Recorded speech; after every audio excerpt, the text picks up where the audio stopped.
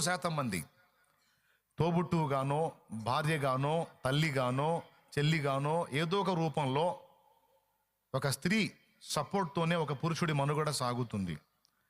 ఆమె సహకారం లేకుండా పురుషుడి మనుగడ కష్టం. ఎందుకంటే పురుషుడికి ఫస్ట్ నుంచి కూడా అవి తెలియవు.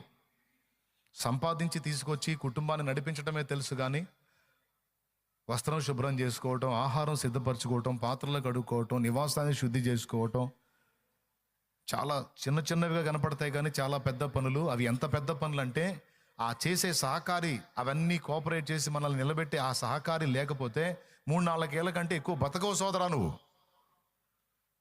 అంత దిగులు, అంత వేదన, ఒంటి పక్షి ఏడుపు అంటే నీ దగ్గరే కనపడిద్ది అది. అందుకే నీ జతపక్షిని తృణీకరించవద్దు, తేలిగ్గా చూడవద్దు. ఆమె దేవుడు నీకు ఇచ్చిన కృపావరాల్లో అతి శ్రేష్టమైన వరం భార్య.